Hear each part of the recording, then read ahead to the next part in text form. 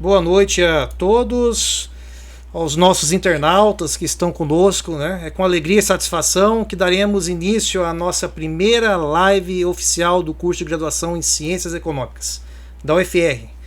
Para esse momento especial, teremos a participação do ilustríssimo convidado Juarez Orsolim.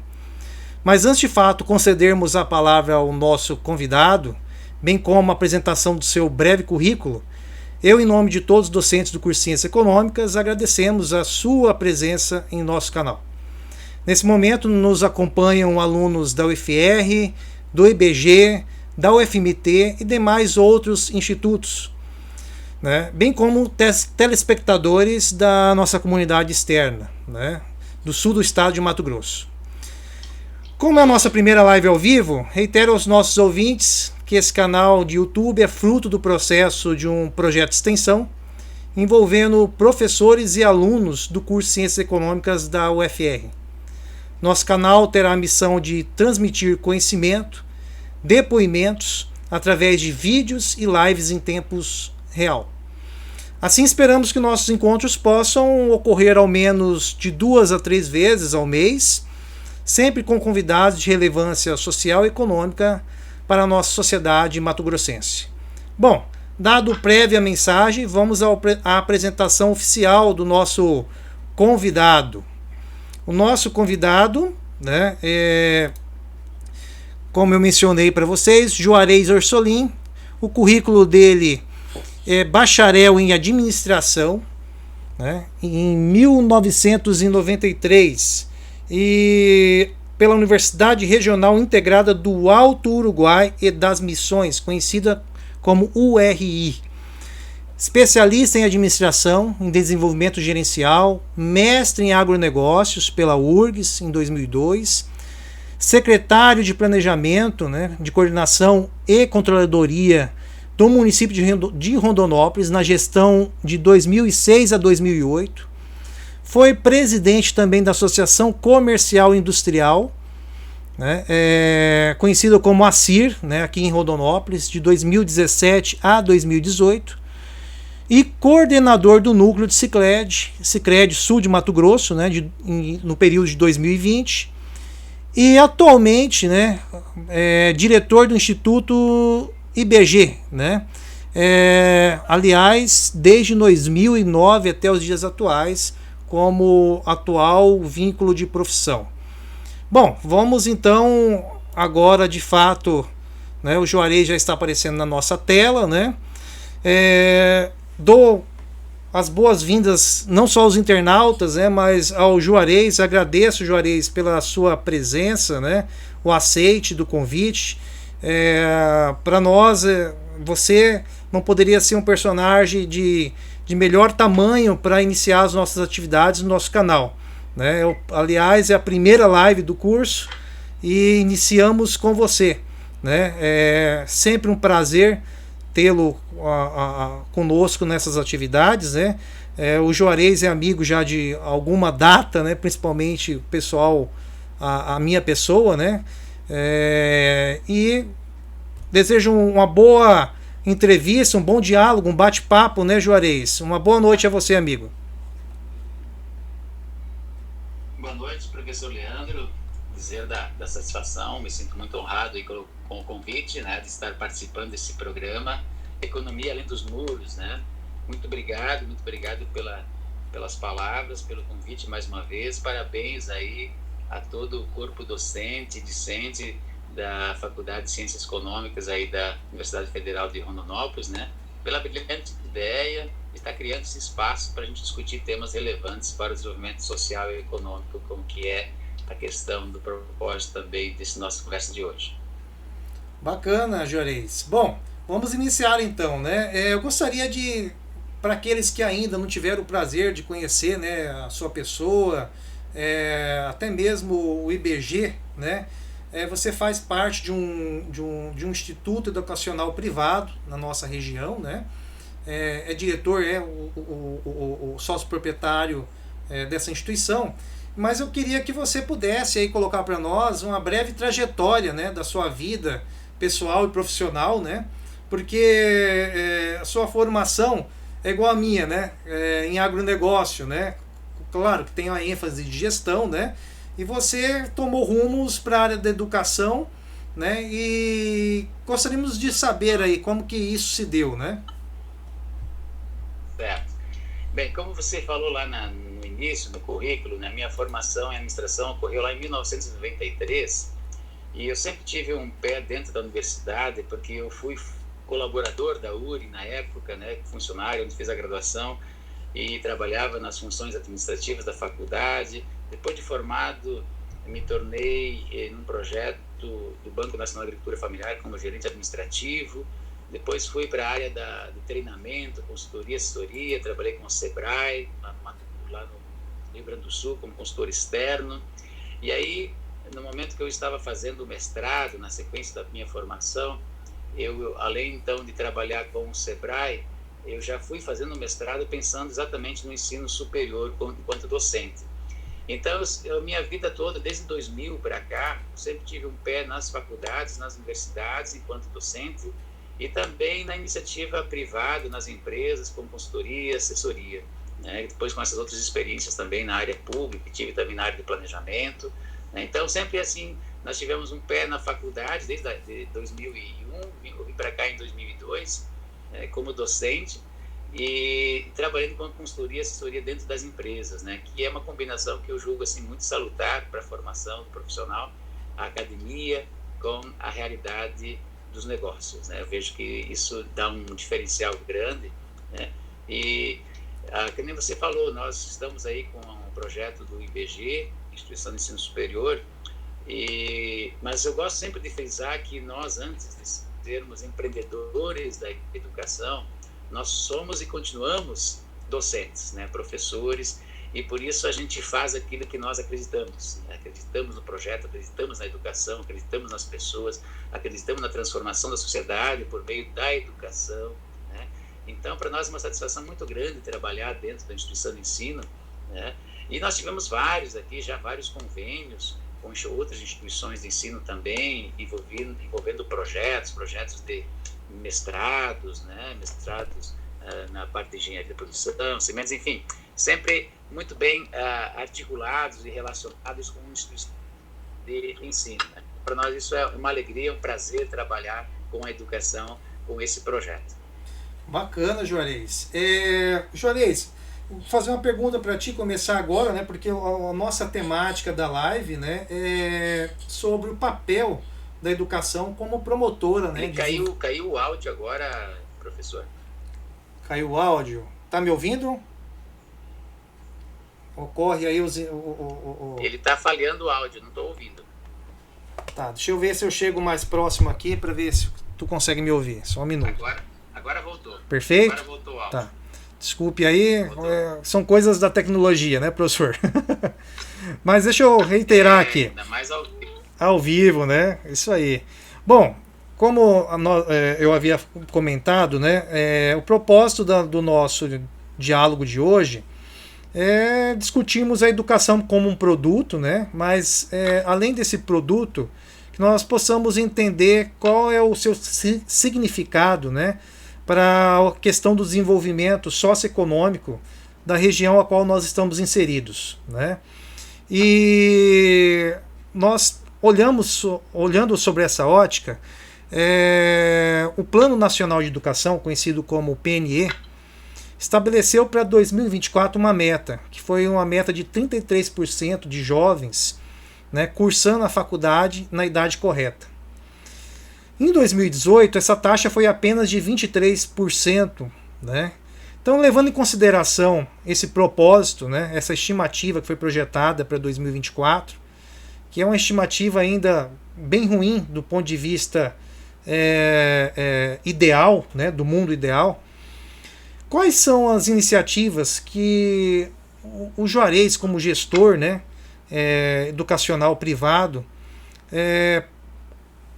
consegue assim observar que seria interessante para melhorar essa perspectiva de jovens, né, estarem mais atraídos para a área da educação de nível superior, né, do nosso país? Então, professor, como você mesmo disse, o cenário já não era muito bom, né? E com o advento dessa pandemia toda aí, o diagnóstico que se tem é que as coisas só pioraram, ou vão piorar mais, né? Ou seja, vai se demorar mais tempo, né? Estima-se aí que só lá por volta de 2040 se atinja esses índices que estavam previstos para 2023, por conta de uma série de fatores que afetou a sociedade, afetou o país, afetou a estrutura familiar, a estrutura social, a estrutura empresarial, né? E ocorreu uma evasão muito grande das escolas, das faculdades, das universidades, por N motivos. Então, isso lamentavelmente, né, vai impactar ainda mais na sociedade. Eu vejo assim, eu vejo sempre a educação com o propósito de melhorar a qualidade de vida das pessoas, né? Quem investe na educação, que você falou do produto educação, né? Eu acho que se nós, a sociedade, entendermos a educação como um produto que eu devo investir e começar a investir desde cedo, obviamente, na formação, né? Nós desenvolveríamos uma capacidade muito maior de aproveitamento das oportunidades, de criar e aproveitar as oportunidades que o mundo nos apresenta, né? A gente fala da educação como uma ferramenta, né, promotora do desenvolvimento humano, né? Então, a partir do momento que uma pessoa ela obtém conhecimento, formação, aprendizagem, né, ela consegue enxergar melhor e lidar melhor com a realidade que está à sua volta, e enxergando as oportunidades e criando oportunidades para ela melhorar o seu padrão de vida, né? Ao contrário disso, a falta de educação, a falta de qualificação profissional, a falta de preparo nas pessoas restringe, limita as suas possibilidades e, obviamente, muitas vezes a torna refém de um processo, de um sistema, de uma sociedade, de modo geral, né? Então, o primeiro ponto, eu acho, a ser considerado é isso, né? As pessoas valorizarem a educação como um produto, que se fala de investimento, para que você possa ter melhores condições de vida a partir de uma boa formação, né? Então, acho que por aí que as coisas... E depois a gente pode até abrir, se a gente for olhar os números que existem, né, de pesquisas que mostram, né? É interessante destacar também, a gente tem ouvido assim, hoje um diploma superior não é suficiente para você garantir uma boa colocação. Eu acredito que não é mesmo, né? Mas imagina quem não tem o diploma superior, né? E aí eu trago uns dados da Organização para a Cooperação e Desenvolvimento Econômico, a OCDE, uma organização de atuação mundial, onde ela divulgou agora recentemente, dia 8 de setembro, um relatório de estudos que revelavam que das pessoas economicamente ativas, né, de 25 anos a 64 anos de idade, que trabalhavam em empregos, em trabalhos formais, regulares, ganhavam até 144% a mais do que quem só tinha o diploma de ensino médio, né? Então, o que eu quero dizer com isso? O ensino, né, a qualificação, um diploma de ensino superior, ele faz a diferença, sim, na vida das pessoas. E faz muito a diferença, né? Então, essa questão que agora a gente falou do impacto da pandemia e tudo mais, que tirou muita gente da escola, dos bancos escolares, das faculdades e tudo mais, é lamentável que isso tenha acontecido, né? Porque isso demonstra que o Brasil vai demorar ainda mais para pegar uma linha, né, de desenvolvimento assim, mais crescente, né? Não ver tão a passos lentos como vem vindo, né? Interessante, Juarez. Porque assim, esse dado do Ministério da Educação, que apresenta aí uma perspectiva de meta, né? De colocar mais jovens, né, com idade correta no nível superior, nós que somos da educação, nós também percebemos um outro contexto bem diferente em relação ao passado, né? Que contexto é esse? Pessoas com idade entre 40 e 50 anos, né, voltando às universidades, né? Algumas já fizeram o nível superior, mas muitas não tiveram oportunidade quando estava na idade correta, né, de adentrar no nível superior, e agora estão fazendo com a idade já avançada, né, de entre 45 a 55 anos. Eu tive aluno até de 67 anos, né, um exemplo, né? Ou seja, estou a vida inteira num sistema de trabalho, aceito pelo mercado privado, né? Mas viu a exigência de buscar novos conhecimentos para poder aperfeiçoar suas condições de trabalho, né? Então é uma contradição, né? Ao mesmo tempo que há políticas públicas no quesito de tentar buscar metas para que as pessoas na idade correta estejam nos lugares corretos, né? Nós visualizamos a contramão do processo também, né? Aquelas pessoas que lá atrás, quando não haviam políticas públicas redirecionadas com tanta ênfase, fazendo o caminho inverso, voltando para a universidade. Bom, em relação a isso... Só uma colocação, eu vejo assim, em relação a isso, professor, que também isso é reflexo até do próprio mercado, né? Porque o mercado está abrindo espaço para pessoas mais experientes também. Se você observar agora, né, nos últimos tempos, pessoas que a gente usa o conceito que estão desaposentando, né? Estava lá com 55 anos, 58, já está aposentado muitas vezes, né? Mas está voltando pelo menos um período para o mercado ainda e está encontrando colocação, porque as empresas estão valorizando profissionais com uma experiência maior, um conhecimento maior, até para muitas vezes dar um equilíbrio dentro da própria equipe, né? Que tem equipe mais jovem e tudo mais.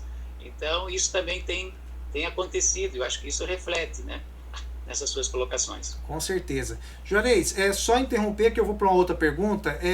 Se puder fazer um pequeno levantamento da sua câmera aí, porque assim, aqui num projetor está aparecendo ok para mim, sabe? Mas o que está sendo transmitido está cortando um pouco da sua cabeça. Um pouquinho mais acima, por gentileza. E agora? Ainda está na metade da testa aqui. Ainda mais? Isso. Agora ficou ok. É isso, agora ficou ok. Senão depois, quando você fosse assistir o vídeo, você falou, Leandro, você me matou aqui, rapaz. Mas vamos lá, vamos à nossa entrevista, nosso bate-papo. Exato. Tá muito bacana. E eu vou já então para a questão das políticas públicas, né? O que você observa, Juarez, das políticas públicas como o financiamento estudantil, né? Nós temos o FIES, né? Que é um principal programa do governo para essa linha de financiamento educacional para aqueles alunos, né, que não conseguiram adentrarem no sistema público de educação, ou às vezes até mesmo, não que não conseguiram, mas visualizaram deficiência de falta de oferta de alguns cursos que o mercado exige e o setor público não tem ainda, né, determinados tipos de cursos, né? E aí esses alunos vão à busca de institutos de ensino superior privado para poder ter esse tipo de educação com o objetivo final de poder, com esse título, com esse conhecimento, ter as necessidades que o mercado exige e quer desse profissional, né? O FIES, no caso do IBG, né, ele tem esse propósito de benefício pro aluno que vai buscar, né? Essa política pública efetivamente é uma política pública que funciona em todos os institutos de ensino superior?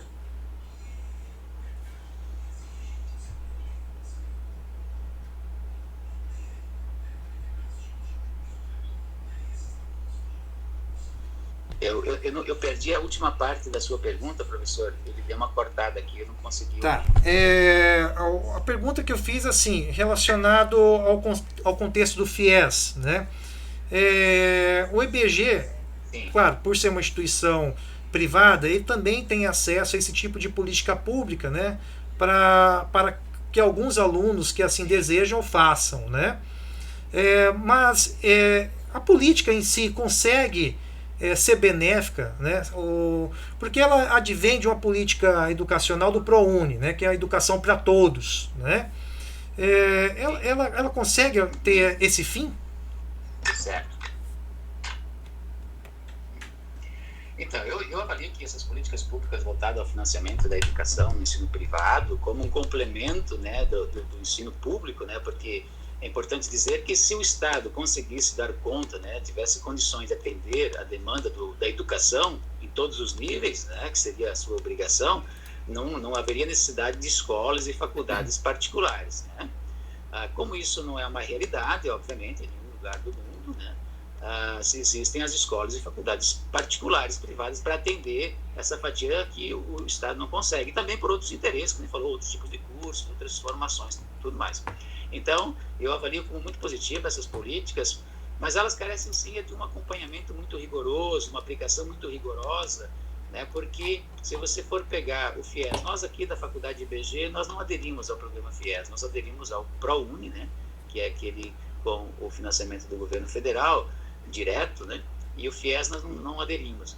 Nós entendemos que até pelo formato da nossa organização, nós somos uma instituição de ensino enxuta, compacta, focada em um público específico que é ligado a business, né? Negócio, área executiva, né? Por isso que nós temos ênfase nos MBAs, né? Por isso que são embasados no nosso curso de graduação em administração. Então nós focamos nesse público, nesse mercado de profissionais que estão dentro das organizações, nas empresas, em cargos de liderança, em cargos de gerência, em cargos de direção, para, de fato, tomar as principais decisões e dirigir os empreendimentos. Então, a gente já tem uma política, né, de atuação voltada para atender esse público, né, esse público específico. Mas eu vejo assim que é lamentável que, por exemplo, não se tenha aproveitado tão bem, né, essas políticas públicas de investimento como o próprio FIES, né? Nós sabemos aí que tem uma inadimplência muito grande, né? Porque a partir do momento que o governo abriu a porteira para isso, né, esses grandes grupos econômicos aí se aproveitaram, né, nadaram de braçada em cima disso, fazendo qualquer tipo, né, de negócio, como se diz, para aproveitar esse recurso. As pessoas mal passavam perto da secretaria, eles já eram matriculadas, né? E aí, agora, né, muitos não deram conta de terminar o curso, outros terminaram o curso, mas não dão conta de pagar, né? E virou um problema. Então, ao invés de ser uma coisa boa, agora está um problema por conta da inadimplência. Mas eu vejo sim, eu acredito muito nessas políticas, mas carecem de um acompanhamento, de um monitoramento, de uma avaliação contínua para que, de fato, ela faça o efeito pelo qual ela foi pensada e objetivada, né? Ao contrário, beneficia-se algumas coisas, né, e não a população, a sociedade, que é, de fato, o que mais carece disso, né? Porque, claro, a pessoa que não consegue adentrar numa universidade pública, né, então ela teria esse caminho, que seria muito viável, né, principalmente para as pessoas que mais precisam, tá? Só que, às vezes, a forma como é aplicada essa política pública, ela é distorcida, né? Ela atende a alguns interesses específicos, né, e não a população a qual ela seria destinada. Então, eu acho que essa que é a questão que eu vejo que é lamentável que isso aconteça por conta de não surtir o efeito como poderia ser, né? Eu acho que ela é benéfica, mas poderia ser muito melhor se ela fosse aplicada com essa seriedade. Ok, só um adendo aqui, porque um dos nossos ouvintes, né, até relatou para nós um problema técnico que ele estava visualizando. Estava aparecendo a tela congelada ainda no currículo do Juarez a todo esse momento. Mas eu quero tranquilizá-los, né, por ser um evento ao vivo. Nós temos alguns probleminhas técnicos aqui no OBS Project, mas já foi regularizado. E no final desse bate-papo, né, nós iremos disponibilizar o vídeo na sua íntegra, e aí da maneira correta, né, sem o congelamento, sem os problemas técnicos que nós tivemos no meio do caminho, né? Agora já está aqui mencionando para nós que está correndo normal, né? Qualquer coisa, os nossos ouvintes, só dá um alerta, porque é muito benéfico a participação de todos vocês. Bom, vamos então continuar, Juarez. Eu achei muito importante essa sua análise, no sentido da próxima pergunta que eu irei fazer para ti, né? Porque em um determinado momento, nós, como amigos, nós até dialogamos, né, o papel, o fim, né, de algumas políticas públicas que às vezes beneficiam grandes grupos mais do que o ensino em si, a educação em si, né? Então eu vejo no EBG um grupo que nasceu com uma outra filosofia, né? E aí você vai me relatar se eu estou enganado ou não, né? A educação do IBG foi para ser um contexto até bacana assim, de dialogar, que é um termo bem diferente, que é uma boutique educacional, né? Ou seja, ser algo que é diferencial em relação àquela educação privada de grande massa, de grandes corporações, né? E nesse quesito, o seu público-alvo acaba também sendo outro, né? Às vezes, muito desse público-alvo do IBG não é aquele que vai necessitar exatamente de um financiamento estudantil, mas sim de profissionais que já estão, às vezes, até certamente consolidados nas suas empresas, ou bem remunerados, né? E com poder aquisitivo, com condição de buscar uma qualificação melhor ainda do que já tem, né? Então, eu creio que essa análise de perfil, né, ela é interessante porque nós estamos num outro segmento da educação, né? Nós temos o segmento de massa, nós temos o segmento que é de formação de profissionais que estão com um objetivo bem definidos do que querem para a vida. Às vezes não tem formação de nível superior, mas vão buscar e já sabem o que querem, né? Olha, eu quero um segmento da administração que seja voltado ao meio empresarial de alta qualidade, né?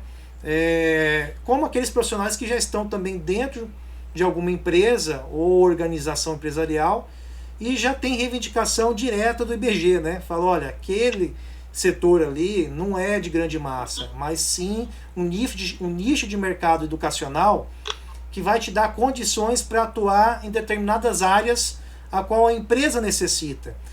Seria mais ou menos esse o fim, né, Juarez? Ou eu estou enganado? Exato. A gente procura fazer a leitura do mercado, né? Por isso a importância da interação, do relacionamento, da conexão com a atividade empresarial, com o mundo dos negócios, para a gente poder captar essas demandas, né? Fazer o levantamento correto das demandas para poder entender o que é que o profissional do mercado está precisando no momento, né? Nas diferentes áreas de gestão, né? Então, o IBG se preocupa com isso, se preocupa em dialogar com o mercado, dialogar com as organizações para entender as necessidades e aí sim desenvolver programas educacionais, programas de MBAs, programas de treinamentos que venham ao encontro dessas necessidades. É a ideia de você casar, né, a demanda com a oferta, né, de um produto educacional, chamar assim, né, de conhecimento que venha a desenvolver essas habilidades e competências que são necessárias para fazer a diferença lá no meio empresarial, lá no mundo dos negócios. Então, que nem você disse, a gente procura o público do IBG, que na maioria das vezes está no mercado de trabalho em funções de liderança, de gerência e coordenação, já tem uma capacidade de investimento, que já tem um entendimento da importância que a educação tem na sua carreira profissional, na sua vida pessoal e no mundo empresarial dos negócios onde ele atua, né? Muitos já empreendedores, né? Outros trabalhando dentro de empreendimentos, assim. Então essas pessoas, elas já vêm dispostas e com uma ânsia, né, de conhecimento muito grande. Inclusive, um dos diferenciais nossos do IBG são os nossos alunos por esse quesito.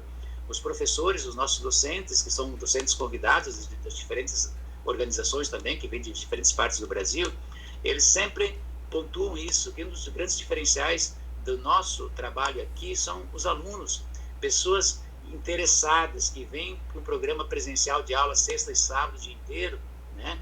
E eles ficam de início ao final presentes e prestando atenção, interessados no conhecimento, né? Coisas que os professores saem às vezes assim, né, muito satisfeitos, né, por terem feito um trabalho assim com pessoas interessadas. Então isso faz toda a diferença lá na ponta, né? Então quando você fala o termo boutique, né, não é no sentido da sofisticação, mas é no sentido de você atender de fato uma demanda específica, né, do público que acredita, que quer uma educação, uma formação diferenciada, né, e a gente poder então entender isso e transformar isso dentro dos programas de ensino que a gente tem para poder dar a resposta que os alunos vêm buscar, que os profissionais vêm buscar aqui no IBG. Bacana, Juarez. Não sei se eu respondi aí, professor. Maravilha, é isso mesmo que eu tinha em mente e que você acabou, né, consolidando aí o pensamento. Está ao vivo conosco aqui, né? Eu quero dar um tchau virtual, né? O professor André Cardoso, né?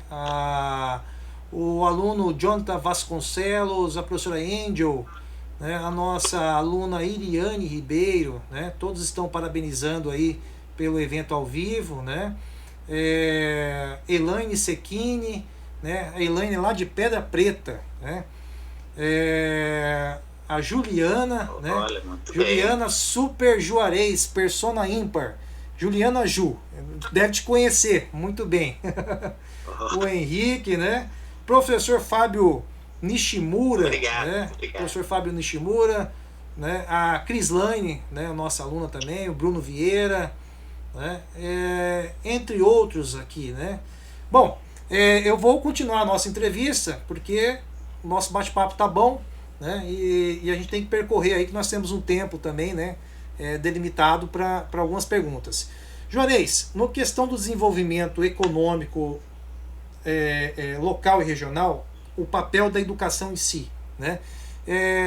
Nós temos aqui um conceito da economia que desenvolvimento econômico é o processo pela qual ocorre uma variação positiva, determinando aumento da capacidade produtiva das indústrias, melhoria nos aspectos relacionados com a qualidade de vida, saúde, infraestrutura e educação, bem como profundas mudanças da estrutura institucional de um país ou região, possibilitando harmonia entre o privado e o público.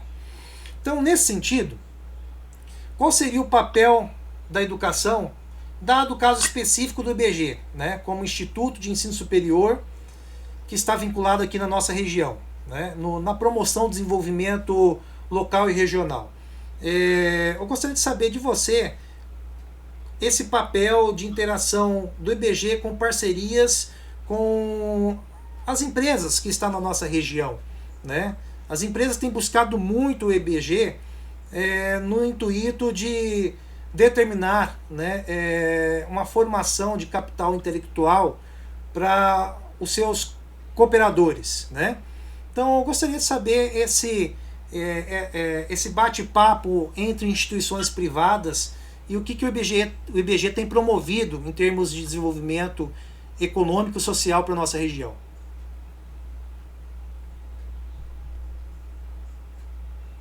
Certo. Eu vou destacar dois fatores assim que eu avalio como bem significativo nesse aspecto, que se fala assim no aumento da produtividade, dos fatores econômicos, né? Uma coisa que se fala muito hoje dentro das organizações é o aumento de performance, né? Aumento de performance para melhorar a produtividade, a eficiência, os resultados. No final, a gente quer, as empresas precisam, o mercado precisa de mais resultado, né? Então, você trabalhar programas de treinamento, né, que contribuem, que apresentam ferramentas práticas capazes de influenciar ou ajudar as pessoas a melhorar a sua performance e, consequentemente, o resultado, a performance da empresa como um todo, eu acho que é uma grande contribuição que as organizações, que o IBGE dá, que as organizações de ensino, de treinamento, de qualificação profissional presta para a sociedade, né? Que é ajudar as pessoas a desenvolver suas capacidades, né? As suas habilidades e competências para aumentar a performance. E aí vem as ferramentas todas que se usa para isso. Esse é um aspecto relevante. Outro aspecto que eu gostaria de destacar como contribuição do IBGE, então, no processo de desenvolvimento social e econômico de Rondonópolis e região. Você tem uma ideia, professor Leandro? O IBGE já recebeu aqui pessoas profissionais de 9 estados, inclusive do Paraguai, né, de Punta del Este. Né? Dentro desses programas que nós temos de MBAs e mestrados, tanto mestrado acadêmico como mestrados profissionais, que nós desenvolvemos em convênio com outras instituições, com outras universidades que possuem programas de mestrado e doutorado, como é agora, nós temos um na educação, teremos um na área de direito, já tivemos na área de ciência e tecnologia, de sementes, na área de engenharia da produção e qualidade. Então são programas assim diferenciados, voltados para profissionais das respectivas áreas, né? E que no formato que nós desenvolvemos aqui, possibilita que profissionais de outras regiões venham para Rondonópolis para buscar esse conhecimento. Então, dentro desse processo de descentralização desses programas, né, por exemplo, nossas parcerias têm acontecido com as universidades lá do Rio Grande do Sul, pelo relacionamento que nós temos e tivemos com mantemos até hoje com eles, né? Então, tem possibilitado descentralizar esses programas, e aí a gente consegue oferecer aqui em Rondonópolis, né, esses programas de mestrado, por exemplo. E isso traz gente para Rondonópolis, que eu não falei, né? Nós recebemos gente aqui de Balsas, Maranhão, né, Luiz Eduardo Magalhães, Bahia, né, Rondônia, toda a volta do Rio Grande do Sul. Teve uma pessoa que veio para cá para fazer o mestrado aqui, porque ele queria se ambientar, conhecer o ambiente de negócio de Mato Grosso, conhecer o agronegócio de Mato Grosso. Ele fez questão de vir estudar aqui, né? Então, veja o quanto uma instituição de ensino ela contribui para o desenvolvimento social e econômico de uma cidade, de uma região, né? Só pela movimentação de pessoas que gera numa cidade, que trazem docentes, são discentes, que vêm, que se hospedam, que alimentam, que vão ao cinema, que saem no comércio, né? Que levam uma imagem de Rondonópolis, que valorizam. Então, eu acho que essa é uma contribuição também que nós e as organizações, de modo geral, quando elas estão cumprindo com o seu papel, né, atingindo o seu objetivo, que é sempre prestar algum serviço, algum produto para a sociedade, e faz isso com distinção, né, acaba contribuindo. Então, o IBG tem feito isso, tem trazido muita gente de fora. A gente não atende só Rondonópolis, né? Os programas, principalmente de MBAs e mestrados, como eu falei, têm atraído a atenção de profissionais e pessoas de diferentes regiões aqui para nós, né? E nós estamos aí, então, desde 2009, com alguns programas, mas enquanto instituição de ensino superior, foi a partir de 2017, né, que nós tivemos o credenciamento junto ao MEC, e que a gente pôde, então, ampliar ainda mais essas parcerias com outras instituições de ensino superior, né, porque daí a gente consegue estabelecer os MINTERs e, quem sabe, futuramente, os DINTERs aí, né. Bacana, hein, Juarez? Ó, tem uma pergunta aqui do internauta, que na verdade é a professora Angel, né, a professora do nosso curso. Muito obrigado pela participação, professora, né? Eu vou passar a pergunta aqui pro nosso grande amigo professor também, Juarez, né? A pergunta é o seguinte, Juarez: qual a maior... Eu acho que vai cair em algumas coisas que você já relacionou, né? Agora que acabou de falar, mas a pergunta é assim: qual a maior dificuldade para um profissional hoje em dia se alocar no mercado de trabalho de Rondonópolis, conforme a sua visão, né? E quais habilidades têm sido mais demandadas pelo mercado? Tá, a primeira parte da pergunta deu uma falhada aqui e eu não consegui entender. Tranquilo, vou repetir aqui para o professor.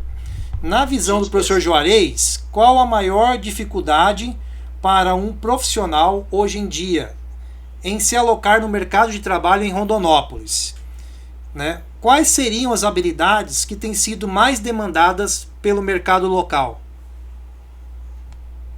Certo, muito boa, ótima pergunta, obrigado, professora.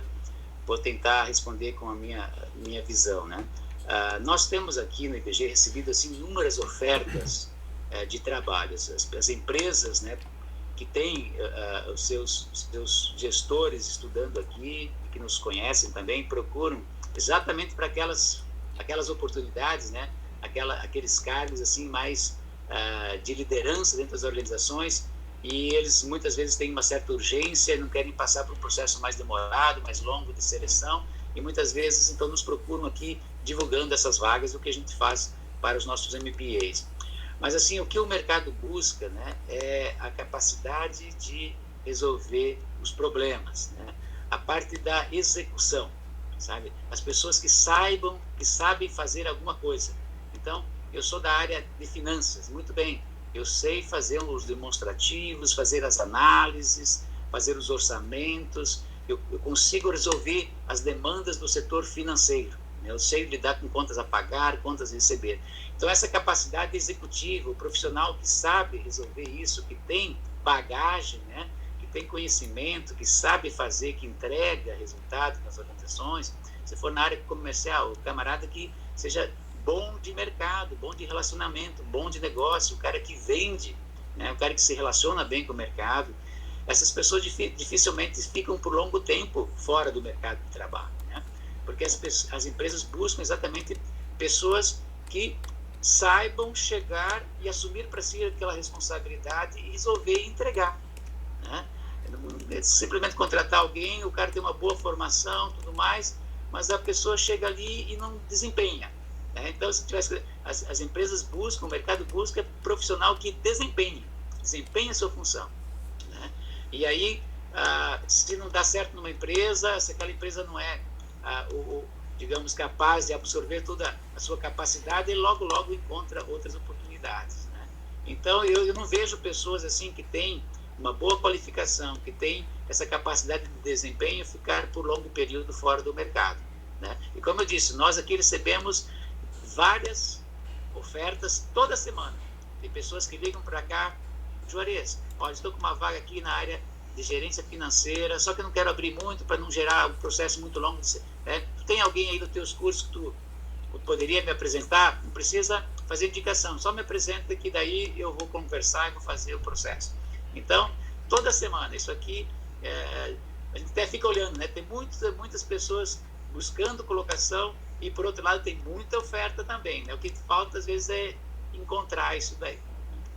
Interessante, muito bacana, Juarez, a sua ótica, né? Porque você, como está no mercado, você está observando isso com ênfase, né? Bom, partindo agora do pressuposto educacional do que nós estamos vivenciando, né? Eu gostaria de fazer uma pergunta para o professor nesse sentido. Qual a visão do professor sobre os propósitos do EAD, ensino à distância? Né? Teremos definitivamente um caminho sem volta? Ou tudo que estamos vivenciando com a pandemia será apenas um ponto de inflexão, ao que entendemos como educação boa é aquela que é feita em sala de aula? Qual é a visão do professor?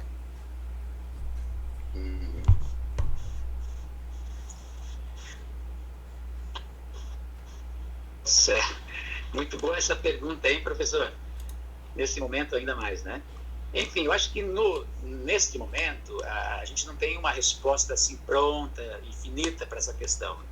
Eu vejo assim que o EAD está crescendo muito, a pandemia veio para acelerar ainda mais. Estima-se que em 2023 já o número de pessoas matriculadas em curso superior no EAD ultrapasse os matriculados nos cursos presenciais, né? Isso é uma estimativa aí que já em 2023, talvez até antes isso aconteça, né? Em função do aceleramento da pandemia. Né? Por outro lado, eu há poucos dias também estava lendo uma matéria, uma pesquisa desenvolvida lá em Harvard, né? Onde chegava-se à conclusão que existe sim uma diferença no conhecimento, no aprendizagem, né? Na aprendizagem dos cursos presenciais para os cursos EAD, né? Pelas características, pelas suas particularidades, pela natureza do formato que é cada um do ensino, né?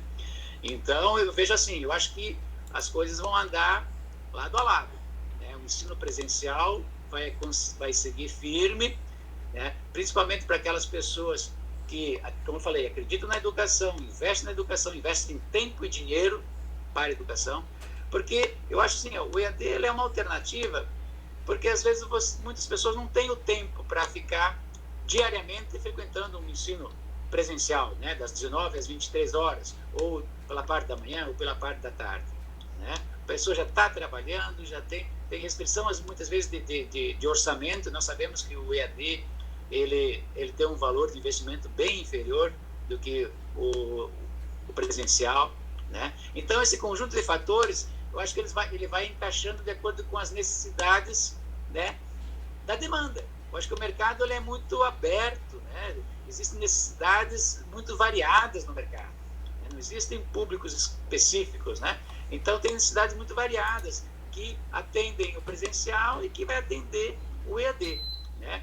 E, por falar, né, nisso, nós, o IBG, que é uma instituição de ensino 100% presencial, e nós temos essa linha, viemos dessa linha, vamos seguir nessa linha, mas mesmo assim, nós, nesse processo agora de pandemia, fizemos uma parceria com uma instituição, que é a maior faculdade interativa do Brasil, em EAD, e assumimos um polo, né, da FAEL, que está desde 1998, inclusive é pioneira no Brasil com EAD, aqui de Rondonópolis. Então, hoje o IBG, o grupo IBG, é gestor do polo da FAEL, que ela é 100% online. Ela tem mais de 30 cursos de graduação online, EAD, mais de 90 cursos de extensão e pós-graduação nesse formato. Né? Para quê? Exatamente para atender esse público que antes nós não atendíamos. Então, se tem gente que demanda, que precisa, que quer, que opta por fazer o EAD, é uma questão de oportunidade, né? De mercado mesmo. Né? E isso levou a gente, então, a tomar a decisão de fazer essa parceria, assumir a concessão do polo, né? E estar na direção dele também. Então, hoje o IBG, o grupo IBG, atua na modalidade 100% presencial com os programas da faculdade IBG e no 100% EAD com os programas da faculdade FAEL. Por quê? É uma questão de mercado. Né?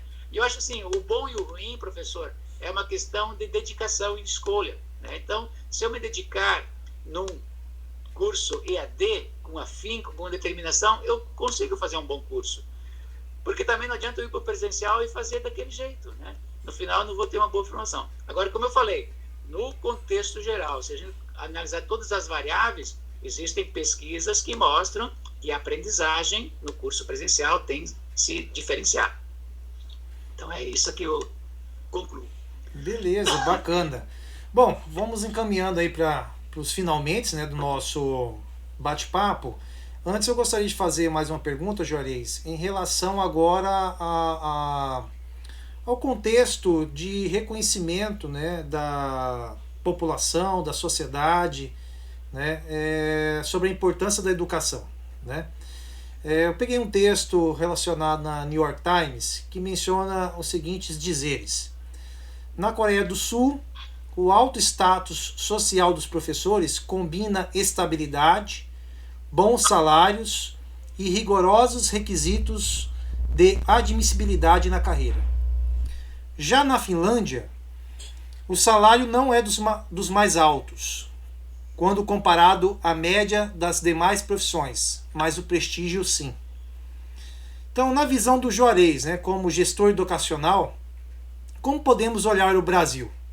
Porque uma vez que o país possui poucos professores com estabilidade de carreira, né, os salários ainda não tão atraentes, e por fim, nos últimos anos, a profissão de professor, né, tem perdido prestígio e reconhecimento diante da sociedade.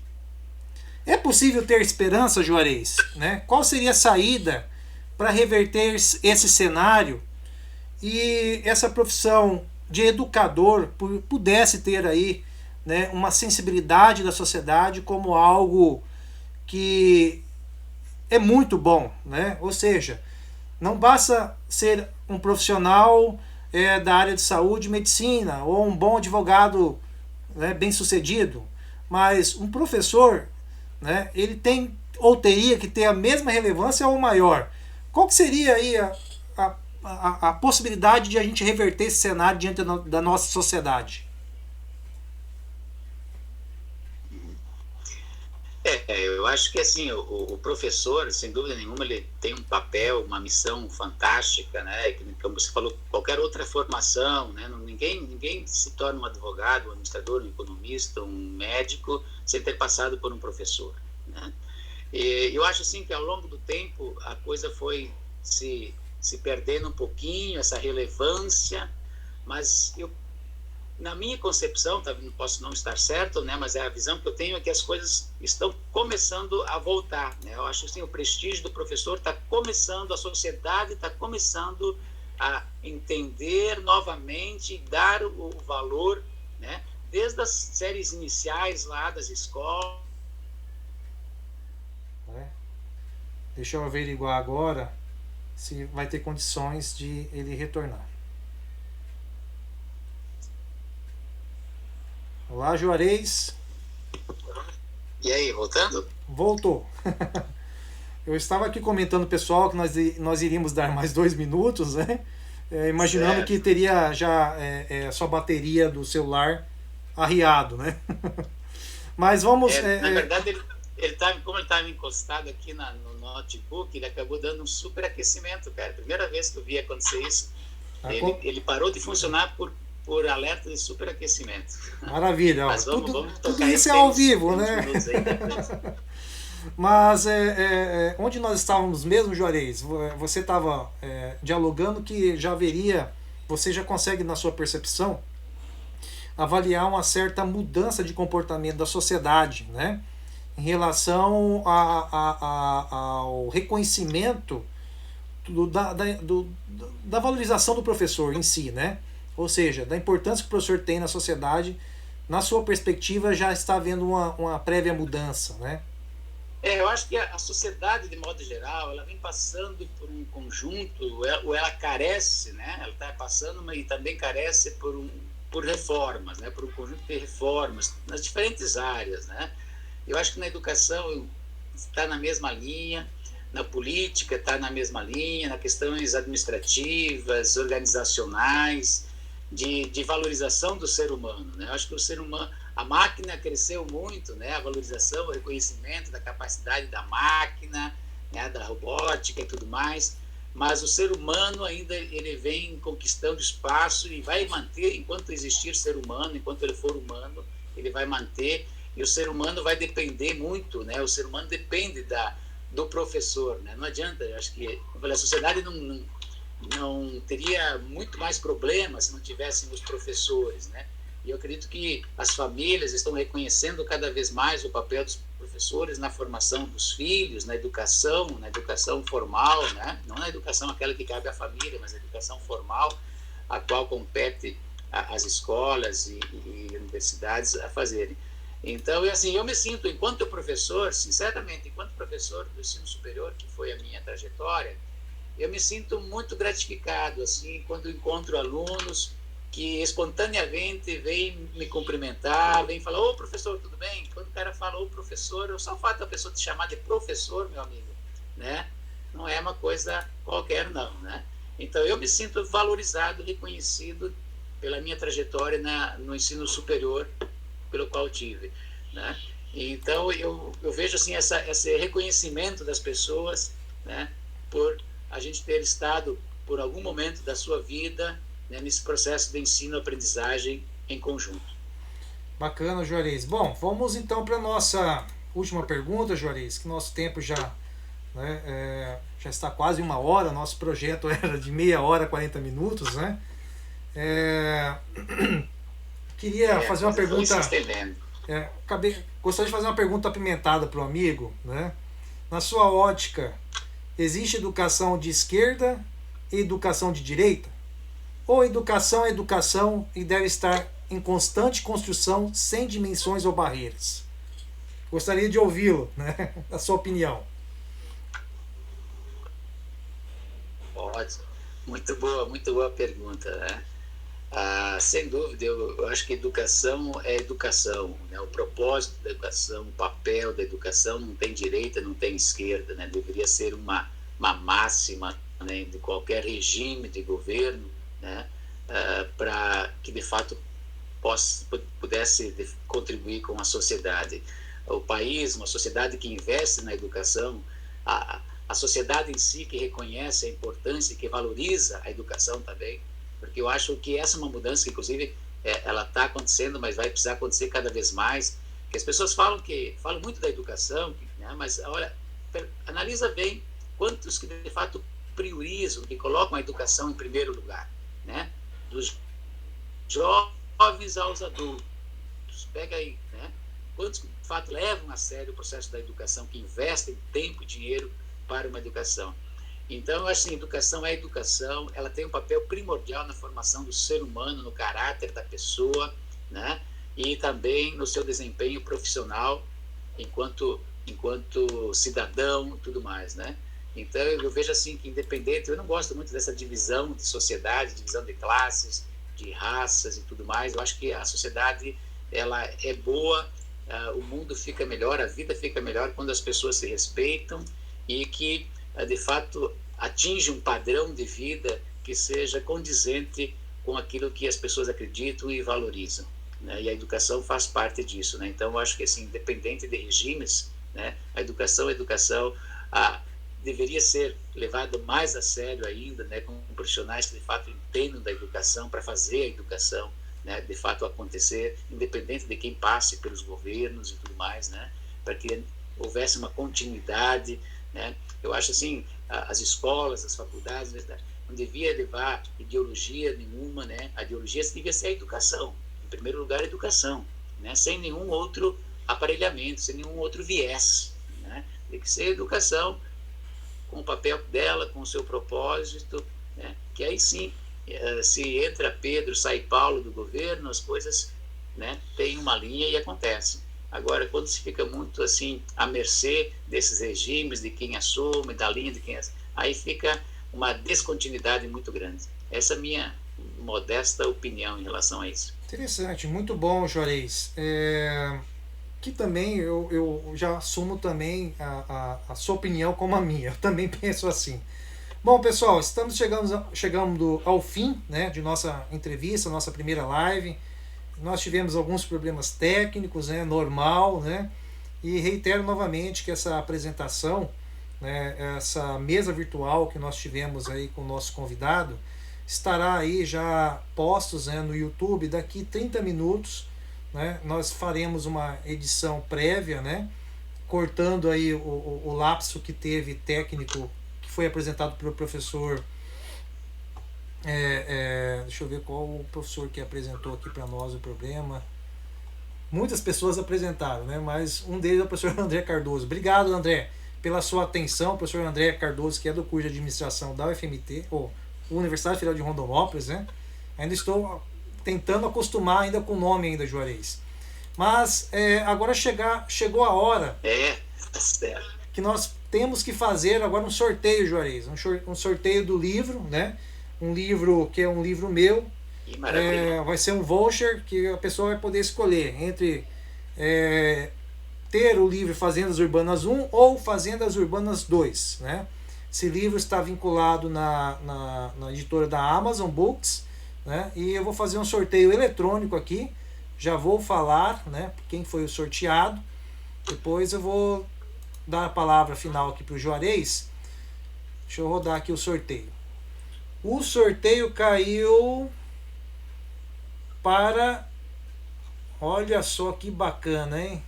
Para o aluno Jonathan Vasconcelos, né? Então, Jonathan, depois vamos entrar em contato contigo, né, para que você possa aí receber o livro, caso seja a sua preferência o livro físico ou no formato e-book. Juarez, por fim, eu gostaria que o amigo, né, pudesse repassar aí para a sociedade, né, aonde que a sociedade possa encontrar o IBG, o que o IBG oferece, qual curso que ele está oferecendo no momento, né, e a hora de atendimento. E desde já falo para o amigo, mais uma vez, nosso muito obrigado. Você foi uma pessoa ímpar no processo de trabalho, né, dessa primeira live, né? Nós dialogamos intensamente outras vezes, né, para que pudéssemos estar aqui presente, e sempre prestativo, né, com bom agrado, com toda a forma que você tem, né, de tratamento com as pessoas. Eu agradeço por mim pessoalmente, mas por todos os meus pares, né, do curso de Ciências Econômicas, né? E deixo aí a palavra de encerramento contigo, colocando aí o informativo para a nossa sociedade, né? Da localização do IBG, hora de atendimento e o que o IBG como instituto está fornecendo à sociedade agora, como cursos. Certo, muito bem. Bom, o core business do IBG são os MBAs, né? Nós temos uma graduação, um bacharelado em administração e complementado com vários programas de pós-graduação em nível de especialização, que nós chamamos de MBAs, nas mais diferentes áreas da administração, né?